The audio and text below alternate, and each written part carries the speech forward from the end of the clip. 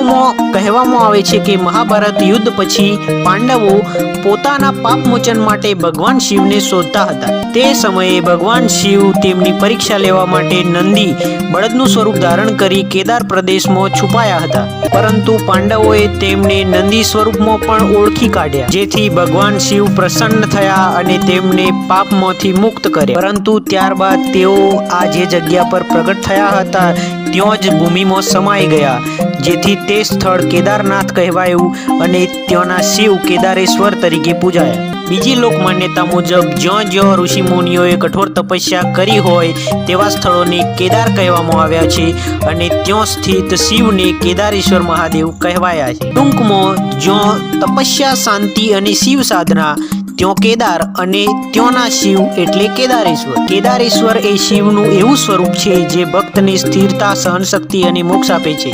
જે ભક્ત અહંકાર ત્યાગી સાચી શ્રદ્ધાથી શિવ સ્મરણ કરે છે તેને કેદારેશ્વર મહાદેવ જીવન માર્ગ બતાવે છે। કેદારેશ્વર મહાદેવ માત્ર મંદિર નથી પરંતુ તપસ્યા, ત્યાગ અને શિવ કૃપાનું પ્રતીક છે। જ્યાં પર્વતો સ્થિર છે, જ્યાં તપસ્યાની સુગંધ છે અને જ્યાં મૌન પણ મહાદેવનું નામ લે છે, એવું પવિત્ર સ્થાન છે કેદારેશ્વર મહાદેવ।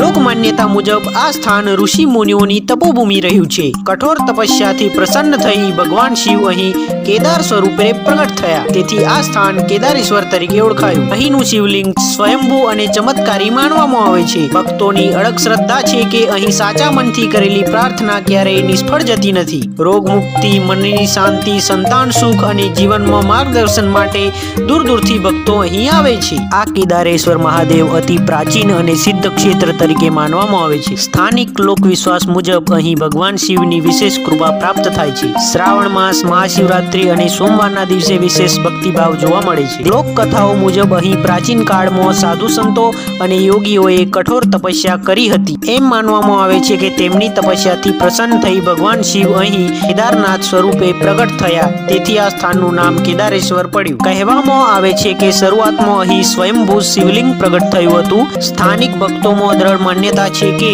અહીં સાચા મનથી કરેલી પ્રાર્થના ફળ આપે છે, મનની શાંતિ અને રોગ દુઃખમાં રાહત મળે છે। સંતાન, રોજગાર અને આરોગ્ય માટે લોકો માનતા રાખે છે। જો તમે જીવનમાં શાંતિ, શક્તિ અને માર્ગદર્શન શોધી રહ્યા હો તો એકવાર કેદારેશ્વર મહાદેવનું સ્મરણ અવશ્યથી કરો અને તેમના ધામ એકવાર અવશ્યથી જાઓ।